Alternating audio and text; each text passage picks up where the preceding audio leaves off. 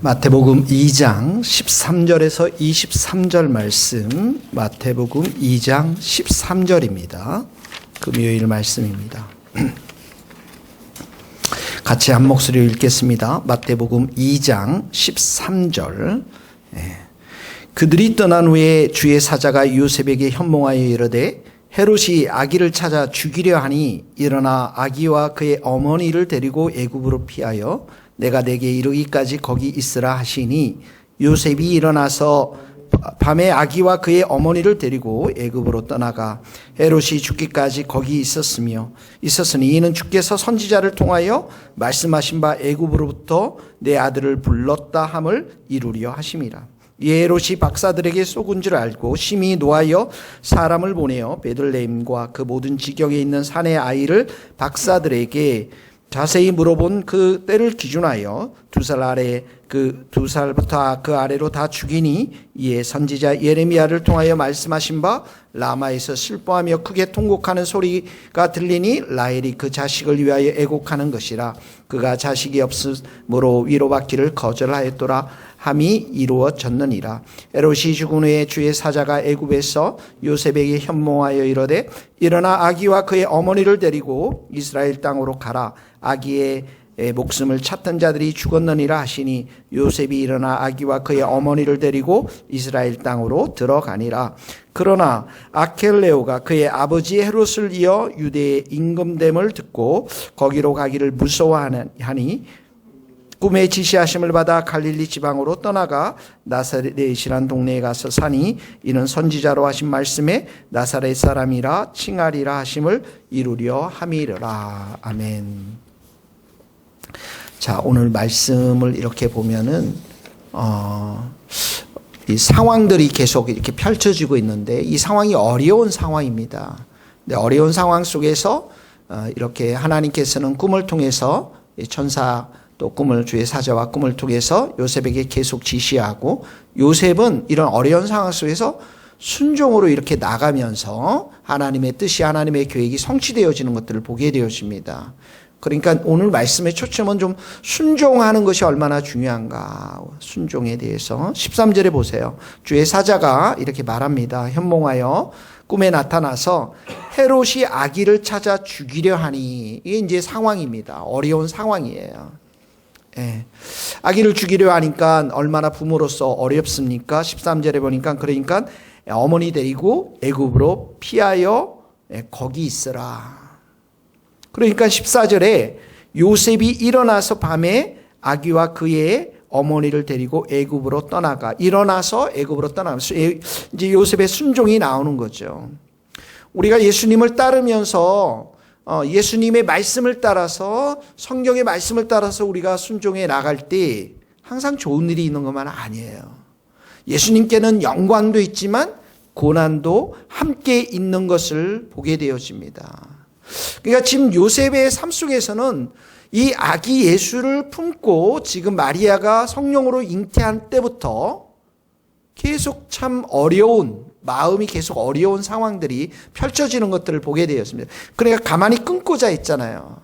그러나 또 지금도 이런 죽이고자 하는 그런 상황들을 요셉은 맞이해야만 하는 것이죠.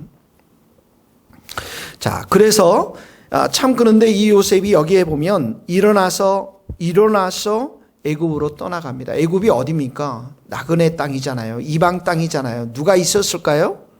그런데 15절에 보니까 헤롯이 죽기까지 거기 있었으니 이 시간이 상당히 되지 않았을까 생각이 됩니다. 몇 년 있었는지는 모르겠지만 얼마나 있었을지는 모르지만 애굽에 누가 있었을까요?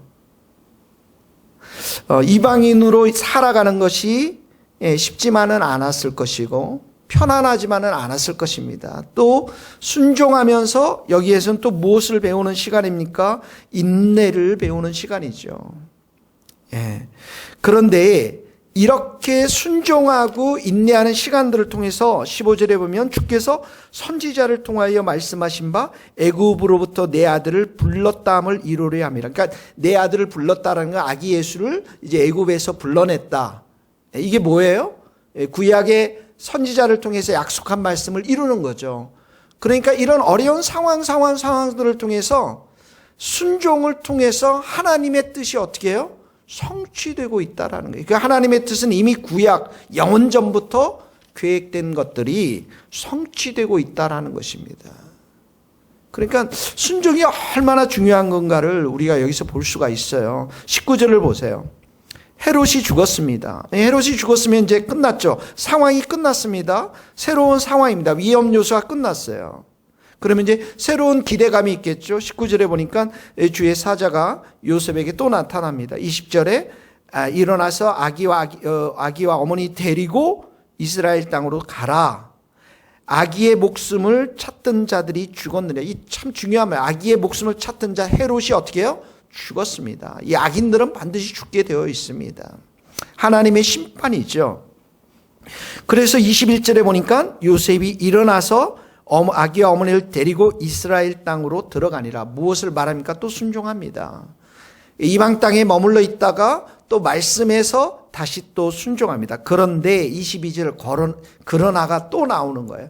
또 더 어려운 상황이 펼쳐집니다. 아켈라오가 그의 아버지 헤롯을 이어 유대의 임금됨을 듣고 거기로 가기를 무서워하니 꿈에 지시하심을 받아 갈릴리 지방으로 떠나가라. 그러니까 아켈레오, 이 헤롯의 아들이잖아요. 이 사람은 바로 포악한 정치인이었습니다. 아주 더 포악한. 그러니까 22절에 보니까 무서워했어요. 요셉이 무서워했습니다.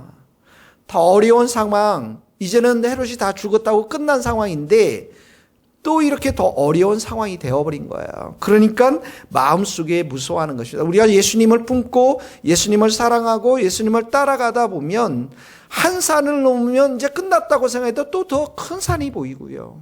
또 더 큰 산맥들이 보이고 고난들이 우리들 가운데 펼쳐져 있는 것들을 보게 되었습니다.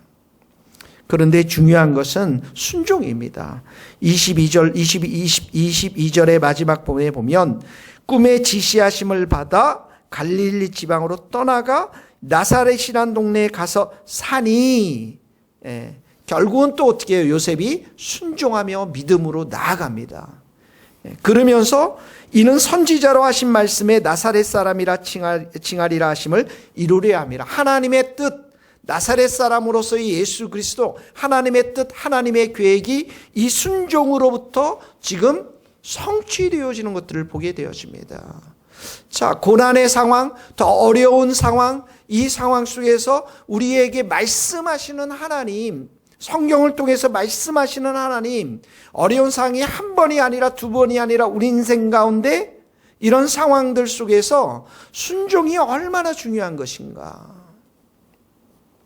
여러분, 마치 이방 땅 바벨론 땅에 들어갔던 메삭과 사드락 아벳노고가, 다니엘 세 친구가 우상 숭배하지 말라고 했을 때 그 말씀을 따라서 순종하고 그리고 왕의 신상에 절하지 않았잖아요. 근데 어떻게 합니까? 불구덩이에 또 들어가지 않습니까? 어려운 상황에 또 들어가지 않아요? 근데 순종이 중요한 거예요.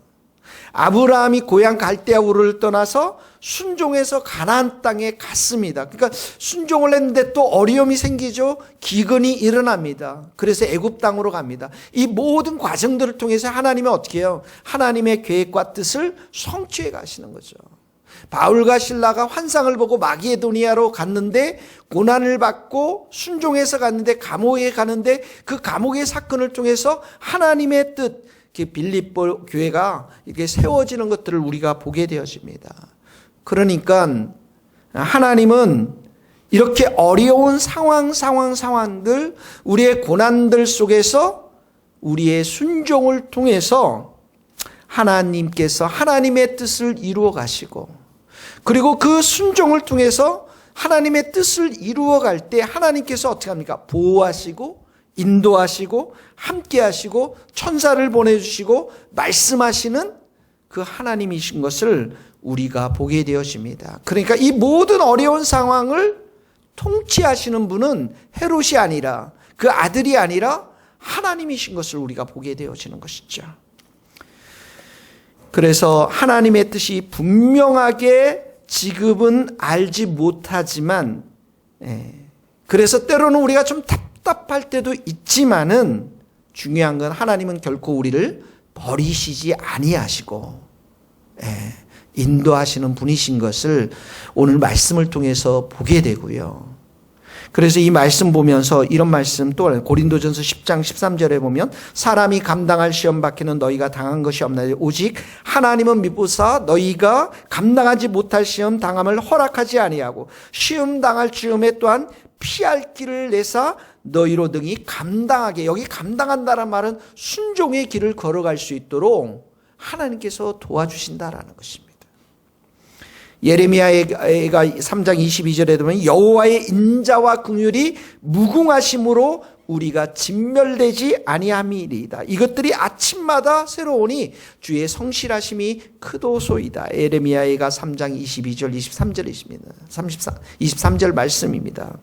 하나님의 인자, 하나님의 긍휼, 하나님의 보호, 하나님의 함께하심, 왕으로서 하나님의 통치하심, 이 모든 것들로 인해서 우리가 이 하나님의 뜻이 이루어져 가고 순종의 길로 나아갈 수밖에 없다라는 것을 보게 되었습니다.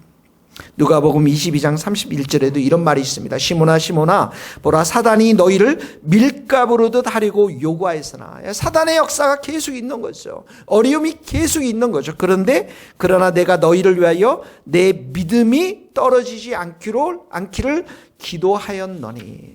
예수님의 중보 기도가 결국은 이 베드로를 통해서 하나님의 뜻이 이루어지도록 하셨다라는 것입니다.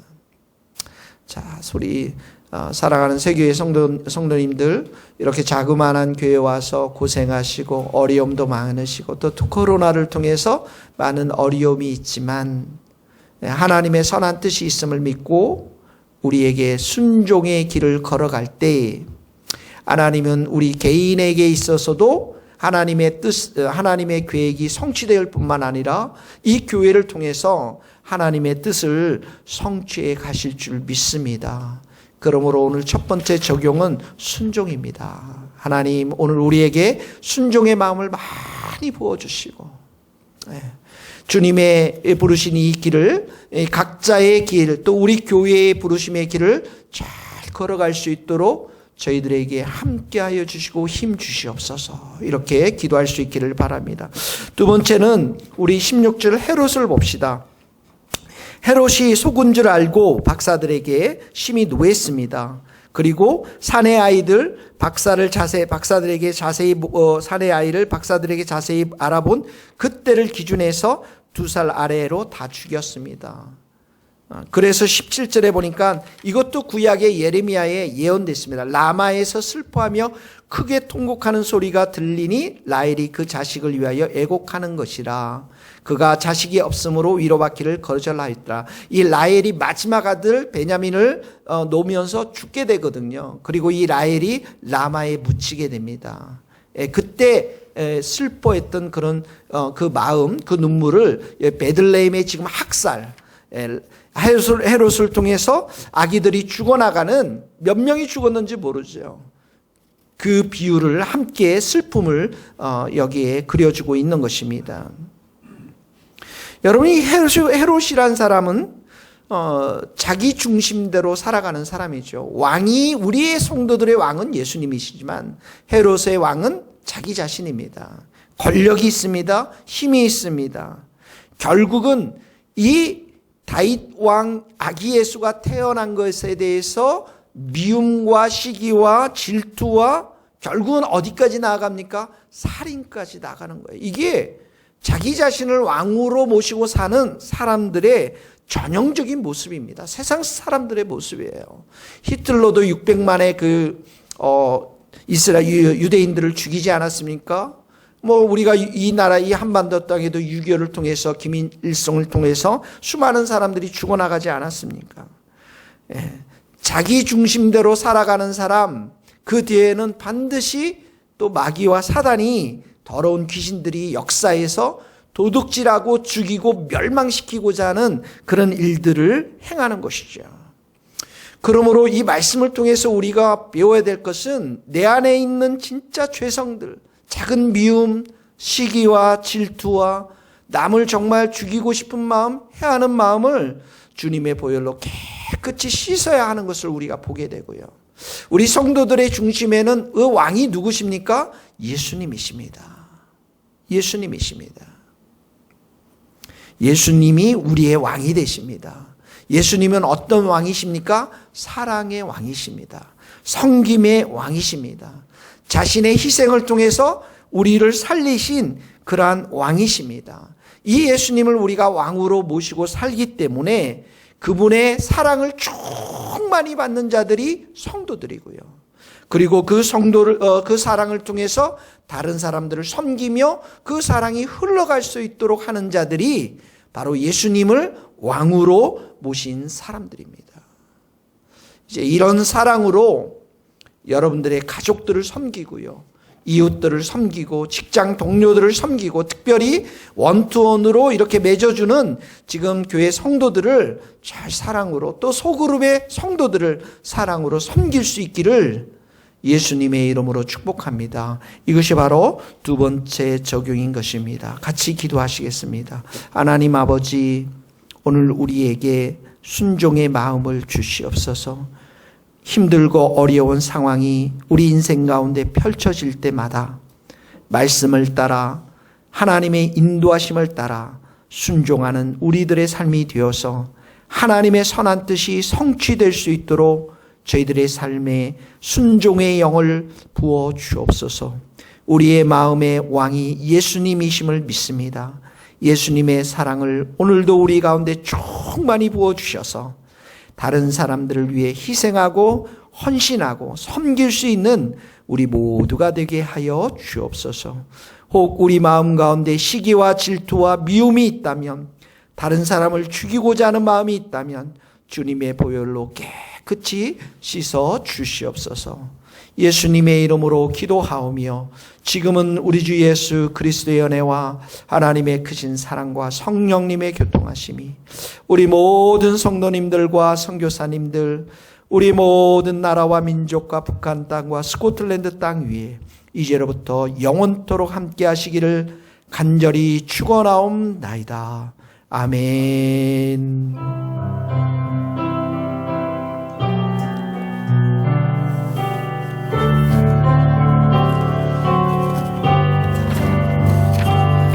수고하셨습니다.